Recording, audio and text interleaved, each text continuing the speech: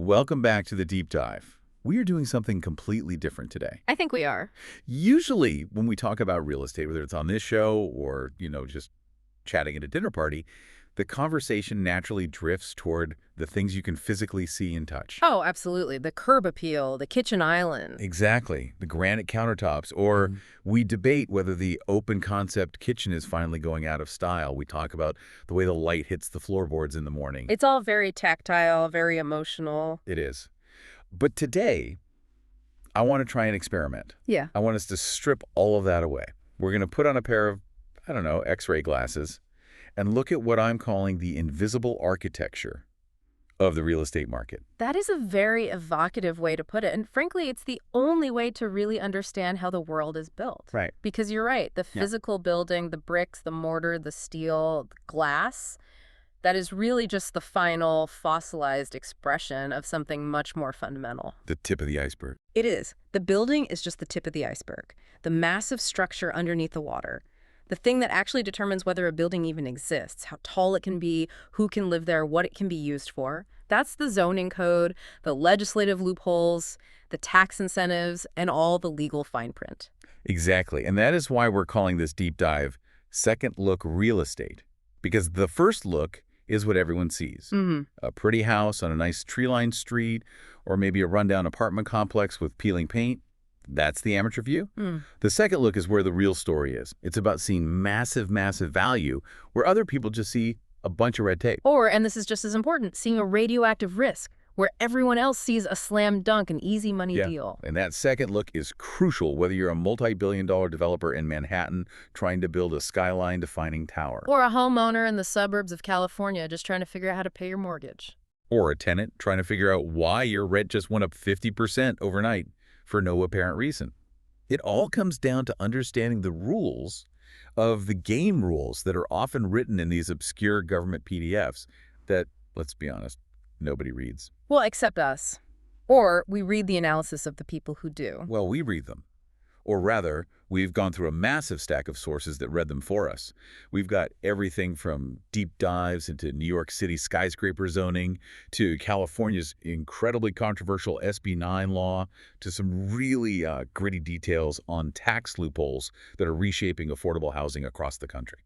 So our mission today is to explore how these laws create these hidden layers of value and also some pretty serious trapdoors. Yeah, trapdoors is a good way to put it. We're going to cover a lot of ground. We'll look at a skyscraper that, by all rights, shouldn't exist. We will! We'll see how California backyards are turning into small apartment complexes. And we have to talk about a tax loophole that some people are calling a betrayal of the public trust. It's a heavy topic. But we should probably start with the tool that makes this whole second look possible in the first place. The data itself. Right. Let's talk about the crystal ball, because one of the most fascinating concepts in the material we looked at, and this came up specifically in the work from Deep Blocks, is this idea that zoning isn't just a set of rules. It's a predictive tool. It is. It absolutely is. Think about it this way. Most people, when they look at a piece of real estate, they evaluate it based on its current utility. What is this building doing right now? Is it a dry cleaner? Is it a vacant lot? A single-family home? Exactly. But if you look at the zoning data, you're not looking at the present. You're looking at potential. You're looking at what the city has legally decided this land could be in 10 or 20 or even 50 years. It's like a glimpse into the future. The source material mentions this concept of the first mover advantage. Yeah. And I have to say, it felt a little bit like insider trading, but legal. Can you walk us through how this works? Well, it's not insider trading in the, criminal sense, but it is all about information asymmetry. That's the key. Cities don't just wake up one morning and decide to change an entire neighborhood from single-family homes to high-rise apartments. Right, that's a process. It's a huge process. It's called upzoning, and it takes months, sometimes years of planning. It involves environmental impact reports, public hearings, community meetings, city council agendas.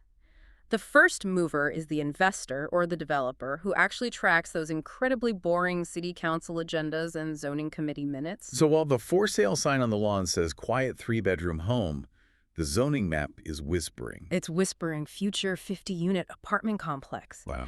And the dynamic described in the sources is that often a developer will quietly negotiate an upzone for a specific assemblage of land they're targeting.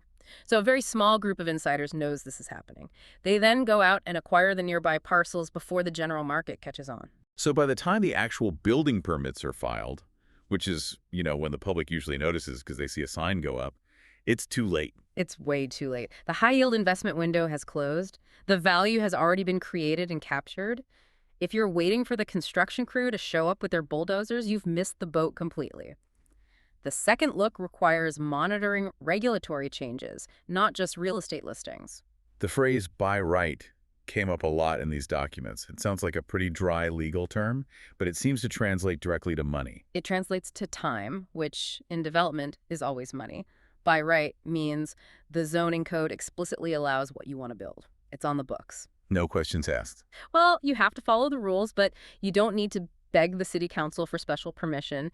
You don't need a discretionary review where, angry neighbors can stand up and shout at you for 3 hours about shadows and parking. Which happens. All the time. With a by right project, you just follow the checklist, you submit the plans, and they have to give you the permit. That certainty, that removal of risk and delay, is incredibly valuable. So if you can identify a plot of land that has a by right allowance for higher density before the current owner even realizes it, You found that hidden value. you've struck gold. Now, on the flip side of this rigorous long-term planning is something called spot zoning. I found this fascinating because it sounds like the complete opposite. It sounds like the Wild West. It can be. The source we looked at describes it as applying a zoning classification to a specific single parcel that's totally different from everything surrounding it. Like the example given was putting a nightclub in the middle of a quiet suburb. That's the classic textbook example, and generally spot zoning is illegal. The courts will often strike it down because the legal test is whether it's arbitrary, capricious, and unreasonable. Which a nightclub next to a school probably is. It almost certainly is. The courts look to see if it primarily benefits one single owner to the detriment of the community as a whole. If it does, it's usually ruled invalid. But, and here's the nuance, the second look, not all small zone changes are illegal spot zoning. Right. The source mentioned the corner store exception. Exactly. Let's say you have a residential neighborhood and you rezone one single corner lot to allow a small bodega or a coffee shop.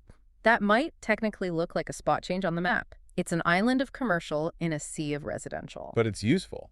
But it serves the neighborhood. It makes the community more walkable. It provides an amenity. It supports the residents. Courts will often let that slide. It's all about intent. Are you enriching one guy at everyone else's expense, or are you actually improving the local ecosystem? There was also a really interesting note about how rural counties use this concept to protect historic hamlets. Yes, that's a great example of the second look being used for preservation, not just profit. A rural county might use a form of special zoning to draw a tight circle around a historic village. So they're not creating a whole new town. No, they don't want to create a whole new town government with, mayors and taxes and all that bureaucracy. But they do want to enforce specific rules inside that circle, like, say, what color you can paint your house or what kind of signs you can put up to keep it looking historic. It's a zoning hack to preserve character without expanding the government.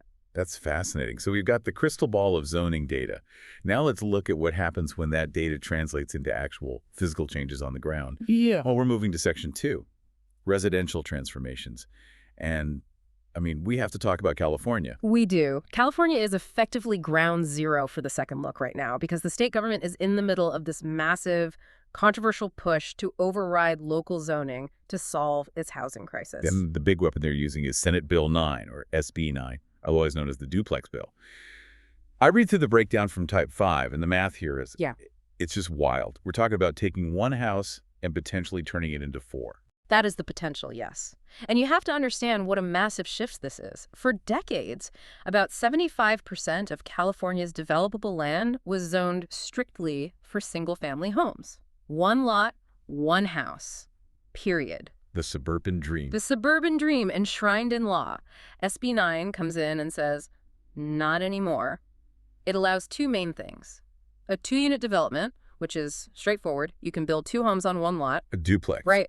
And an urban lot split. Okay, let's unpack the lot split, because that seems to be where the real hack is. It is. That's the game changer. If you have a large enough lot, the minimum is 2,400 square feet, you can legally slice it in half. So now you have 2 separate, independently sellable parcels of land where you used to have one. Yeah. And then on each of those new parcels, you're allowed to build up to 2 units. So 2 parcels times 2 units each equals 4 homes. You have theoretically quadrupled the density without buying any new land. But there have to be catches, right? This can't just be a free-for-all for developers to come in and bulldoze entire neighborhoods. Correct. And this is where the second look requires reading that fine print very, very carefully. The law has a specific occupancy rule. The original owner who performs the split has to sign an affidavit committing to live in one of the units for at least 3 years. So it prevents the buy, split, build for, flip all strategy. It tries to. That's the intent. It's designed to be a tool for homeowners. You know, maybe a family that wants to build a home for their aging parents in the backyard, or someone who wants rental income to help pay their mortgage, rather than a tool for big corporate speculators. What other protections are in there?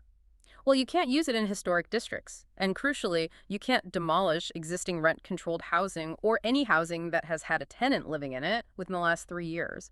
They're trying to add new supply without displacing current renters. There was an interesting distinction made in the sources between SB 9 and another bill, AB 10033.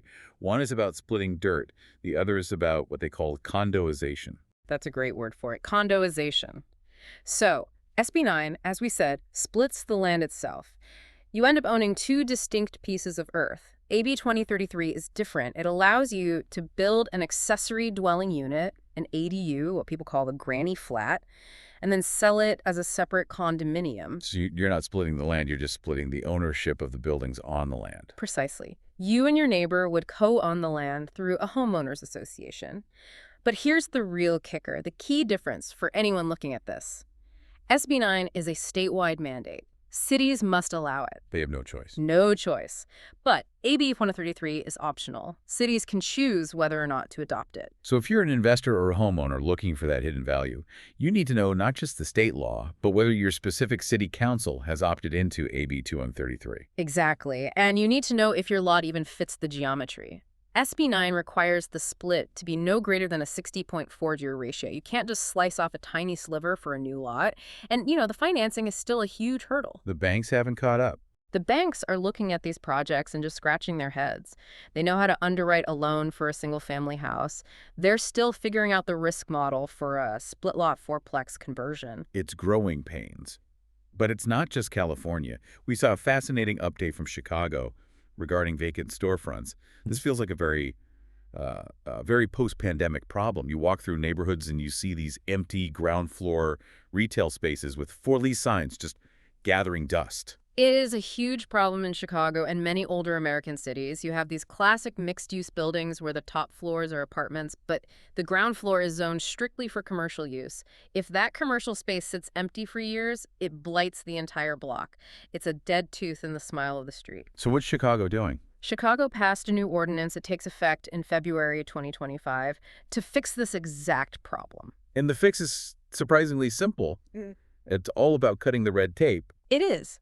They created a streamlined path to convert that empty shop into a residential unit. But, and here's that second look detail again, there are very strict criteria. The property has to be in specific zones, and crucially, more than 50% of that block must already be residential in character. Why that 50% rule? What's that about? They want to preserve their main vibrant shopping streets. They don't want Michigan Avenue or State Street turning into a bunch of ground floor apartments. That would kill the commercial core. But on quieter side streets where it's mostly houses and maybe one old corner store that can't find a tenant. They're saying, fine, turn it into an apartment. Exactly. And the mechanism is key. They're doing it through something called an administrative adjustment rather than a full zoning variance. Administrative adjustment sounds incredibly boring, but I bet it's music to a developer's ears. It's a symphony. A zoning variance requires lawyers, public hearings, community opposition, and months of uncertainty. An administrative adjustment is basically submit the paperwork, check the boxes, get the stamp. It's dramatically cheaper and faster. It turns dead retail space into desperately needed housing. Before we leave this section on residential shifts, we have to talk about the cat and mouse game of legislation. We saw this with the California density bonus law. This is a classic example of a loophole being found, exploited, and then closed by the government. Oh, this is a perfect example of the second look gone wrong or right, depending on who you ask. The density bonus law was originally meant to encourage the creation of affordable housing. So good intention. A very good intention. The deal was, if a developer agrees to make a certain percentage of their units affordable for low-income tenants, the state lets them build a bigger, denser building than the local zoning would normally allow. Sounds good in theory. In theory. But some very clever developers and their lawyers realized the law didn't strictly define what a mixed-use project was. So they were proposing these massive projects that were mostly hotels or transient lodging, commercial ventures, but they'd throw in just enough residential units to trigger the density bonus. So they were using a housing law to build bigger hotels. That is a very creative and accurate way to put it, yes. They were getting all the perks, the extra height, the extra density for projects that did very little to solve the actual housing crisis. Legislators must have loved that. They did not. They passed a new bill, SB 92, specifically to close that loophole. Now, the law says the commercial floor area ratio, or FAR, can't be more than 2.5 times the existing zoning allowance, and no more incentives or waivers specifically for the hotel portion of the project. It just goes to show you the invisible architecture is alive. It's constantly changing. It is. You find a loophole, you exploit it, the government plugs it, and then you start looking for the next one. It's a perpetual cycle. Speaking of loopholes and massive structures, let's move to our main event, Section 3. The incredible story of 425 Park Avenue in New York City. This story has everything. It's got aristocratic families, bankrupt global banks, starchitects, and a zoning loophole that is literally physically holding the building up. Let's set the scene. 425 Park Avenue. It's pitched as the Seagram building of the 21st century.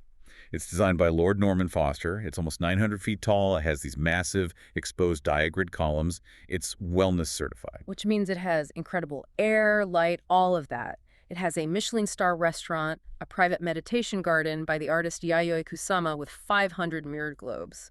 It sounds like an absolute dream. But building it was a complete nightmare, and it all comes down to a single document, the Zoning Code of 1961. That's the whole story. Okay, unpack this for us. The developers, L&L Holding, they wanted to tear down the old 1957 building that was on the site and build a brand new modern skyscraper. What stopped them? The math. It was simple math.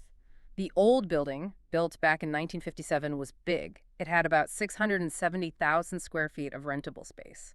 But in 1961, New York City changed the zoning rules for that part of Midtown to be more restrictive. They downzoned it. Effectively, yes. So if L&L tore the building down completely to its foundations, the new zoning rules would only allow them to build back about 580,000 square feet. So by tearing it down, they would lose nearly 100,000 square feet of the most expensive office space on planet Earth. That's tens, hundreds of millions of dollars in lost value. Exactly. It was a non-starter, so they were stuck. They wanted a new, modern, efficient building, but they needed to keep the old building's massive size. Then their lawyers found the loophole. The skeleton key. The skeleton key. The 1961 zoning resolution had a clause that said you could keep the non-complying larger size of an old building if you retained at least 25% of the original structural core. 25% of the structural core. So they literally had to keep the steel skeleton of the old 1957 building and then build a brand new 21st century skyscraper around it, like a ship in a bottle. Yes. And just think about what that means for the construction process. You have Norman Foster, one of the world's greatest living architects, trying to design this futuristic, state-of-the-art tower. But his entire design has to accommodate steel columns that were put in the ground during the Eisenhower administration. That sounds impossible. It was almost impossible. The source material says if a new column was even an inch out of alignment with the old steel, the whole structural model failed. It was like performing microsurgery on a giant. And what was the cost of using this second look loophole? It added an estimated $50 million to the budget and at least 6 months to the construction schedule, but it allowed them to keep that extra 100,000 square feet. And they calculated that the long-term rent from that extra space was more than worth the short-term pain and cost of the surgical construction. That is just the physical complexity. The legal and financial complexity was even crazier. We have to talk about the sandwich lease. The sandwich lease. This is a real estate law school exam question come to life. It's amazing. So you have the land itself, The land is owned by the Goulet family, old money, a fortune dating back to the Revolutionary War. And apparently the family was feuding. Bitterly. The sources described two brothers squeezing out a third brother. It was all a whole mess. But here's the setup. The old building on the land still had tenants, and their leases ran all the way until 2015. L&L, the developer, wanted to take control of the site long before that. So what did they do? They signed a ground lease that started in the future. But in the meantime, they had to manage the period between when the old tenants' leases expired and their new development could start. They were the meat in the sandwich. And it was a very unappetizing sandwich for a while. They had negative cash flow for years. They were paying ground rent to the Goulet family, but collecting less rent from the few remaining old tenants. They were just bleeding money, all based on a bet on the future value of a skyscraper that didn't exist yet. And who was backing this insane gamble? Lehman Brothers. The irony here is just, it's so thick. Lehman Brothers owned 90% of the project. And of course, we all know what happened to Lehman Brothers in 2008. They went bankrupt. The biggest bankruptcy in U.S. history. The biggest. But, and this is the incredible twist, this project, 425 Park Avenue, was one of only 2 real estate assets in New York City that the Lehman Brothers bankruptcy estate kept funding. Wait, why?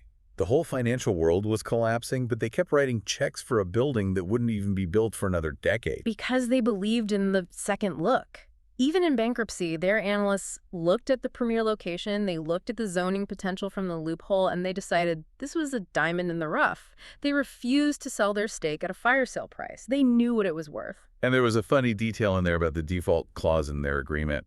L&L had given Lehman really favorable terms because they never in a million years thought Lehman would go bust. Right. David Levinson, the head of L&L, basically said, who thinks a 158-year-old investment bank is going to go broke before an 8-year-old developer? It just shows you that in real estate, the safe bet isn't always safe. The bedrock can turn to quicksand overnight.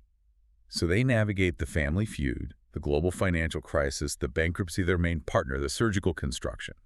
And then Levinson does something else completely wild. He skips pre-leasing. This is the field of dreams strategy of development. If you build it, they will come. Usually, to get a $1 billion construction loan, the bank requires you to have 30, maybe 40% of the building already leased to tenants. It de-risks the project for them. Of course. Levinson said no. He gambled, that tenants wouldn't be willing to pay the record-breaking rents he needed. We're talking $300 a square foot for the penthouse, unless they could physically stand in the room and see that view. He called it the see it to believe it factor. And it worked. He found a tenant. Eventually. Citadel, the massive hedge fund run by Ken Griffin, took the bait. They leased 16 floors, becoming the anchor tenant. And that one deal validated the entire decades-long convoluted gamble. It really highlights the central theme of this episode. You have to look past the obvious problems, the old steel, the bad leases, the bankruptcy, to see the underlying value. Yeah. But sometimes that second look reveals something much, much darker. Yes. We need to pivot to our last section, because while loopholes can be used to build architectural marvels, they can also be weaponized to dismantle people's lives. We need to talk about qualified contracts. This part of the research, I have to admit, it actually made me angry. We're talking about affordable housing, specifically the Low-Income Housing Tax Credit Program, or LIHTC. Some people pronounce it LIHTC. And LIHTC is, without exaggeration, the main engine for producing affordable rental housing in America. Here's the basic deal. The federal government gives a developer a very valuable tax credit. In exchange, the developer builds or renovates an apartment building and promises to keep the rents affordable for low-income tenants for a compliance period of 30 years. It sounds like a solid social contract. But there's an escape hatch, a trapdoor. There is. It's a provision in the law called the qualified contract process. You can think of it as an opt-out. After just 14 years, not the full 30, the owner can go to the state housing agency and say, I want out. Your job is to find me a buyer who will keep this property affordable, or else you have to release me from the restrictions. Okay, but if the state finds a buyer, then the affordability stays in place, right? The low-income tenants are safe. In theory, yes. But the game is rigged by the math. The law created a very specific and frankly poorly written formula to determine the minimum sale price. It's called the statutory price, or what some of the advocates we read call the phantom price. Phantom price does not sound good. It's not. The formula almost always sets a price that is way, way higher than the actual market value of the building as an affordable housing property. So the state is forced to look for a buyer at this massively inflated price, and naturally, no one wants to buy it. It makes no financial sense. So the state fails to find a buyer within the 1-year time frame they're given. And because the state fails, the owner is legally released from the federal affordability restrictions. They can then raise the rents to whatever the market will bear. So let me get this straight. The owner gets the benefit of the taxpayer-funded tax credits for 14 years, then triggers a loophole based on a faulty formula to break their 30-year promise, and then creates a massive windfall profit for themselves by spiking the rents on their tenants. That is exactly what happens. And we have a concrete and pretty devastating example from the sources, the Sombra Apartments in Phoenix, Arizona. Right. So a company connected to an entity called Renew Properties bought this place for just under $20 million. Then they immediately triggered the qualified contract loophole. 2 years later, after the restrictions were stripped away, they sold it for $63 million. That's more than a threefold increase in value in 2 years. A massive flip. And the cost of that profit was paid entirely by the tenants. Rents in the building went up 50%. We read about tenants on fixed incomes, people on disability checks, people who literally cannot afford that kind of increase. They face eviction, displacement. And the scale of this isn't small. The sources say an estimated 115,000 apartments nationwide have lost their affordability this way. It's a quiet hemorrhage of affordable housing stock happening all across the country. And what's so fascinating, and frankly so frustrating, is the justification used by some of the investors who do this. Right. There was a quote from an investor, Charlie Moline, who uses this strategy. He argues that he's taking these properties and upgrading them for the missing middle class. The missing middle argument. Essentially, he's saying, we need quality housing for teachers and nurses and firefighters too, not just the very poor. That is the argument. He says that many LIHTC properties are old and run down, and by taking the market rate, he can pour money into renovations and create a better product for a different demographic. But the advocates for affordable housing argue this is a complete betrayal. Of course. Their view is that the taxpayers subsidize that building for one specific purpose, to house low-income people. Converting it to middle-income housing just shuffles the deck and hurts the most vulnerable people in our society. And getting back to our second look concept, this isn't something that happens by accident. The entities buying these properties know exactly what they are doing. They have databases. They are scanning for properties that are about to hit that 14-year mark. They are actively hunting for them. It's an arbitrage strategy based entirely on a loophole in federal law. And ironically, the sources point out that Fannie Mae and Freddie Mac government-sponsored enterprises whose mission is to support housing have been involved in backing loans for some of these very deals. How is that possible? It's complicated, but the sources note that in 2023, their regulator started telling them to stop directly investing in the equity of these specific types of aggressive opt-out deals, but they can still provide the mortgage debt. So they're still part of the financial plumbing that makes it happen. It's messy. It really shows the double-edged sword of this whole world. The same type of detailed, forensic reading of a legal code that allows Norman Foster to build a masterpiece of 425 Park Avenue is the exact same mechanism that allows an investor to double the rent on a fixed-income grandmother in Phoenix. That is the profound and, I think, unsettling truth of real estate. It's amoral. The code is just code. The law is just words on a page. It doesn't care about the aesthetic or human outcome. It only cares about the technical definitions. That's why the second look is so powerful. If you understand the definitions better than the other guy, you win. But winning can look very different depending on where you sit. So what does this all mean for us? For you, the listener, what's the takeaway? I think it means that critical thinking is non-negotiable in this space. If you're a neighbor and you see a small zoning change sign go up on a corner lot, don't just ignore it. That could be the first mover making their play. And if you're a tenant in an affordable building, you should ask the management about the building's LIHTC status and if a qualified contract process is on the horizon. And if you're an investor, you should be looking for those buy right opportunities that others are missing, where the value is hidden in the text of the code. the sources also touched on the future. And this is a really provocative thought to end on. We talked about converting ground floor retail in Chicago. But the big whale, the next great frontier, is downtown office space. That's it. That is the next frontier. We have all these half-empty office towers post-COVID. Converting them to residential housing is incredibly difficult, physically, financially, and legally. The floor plates are wrong, the plumbing's wrong, the zoning is wrong. But just like L&L Holding found a loophole in a 1961 code, and just like Chicago created a new administrative adjustment for storefronts, someone, somewhere, is going to find or lobby to write the legislative loophole that unlocks the mass conversion of office towers to apartments. And whoever finds that loophole first is going to make an absolute fortune. Or create a whole new set of unforeseen problems that we haven't even thought of yet. That's the one constant. Exactly. Real estate is a living organism made of steel, concrete, and paper. Mostly paper. That wraps up our deep dives into Second Look Real Estate. We hope you'll never look at a zoning map or a skyscraper or even your own backyard the same way again. Thanks for listening. Keep looking deeper.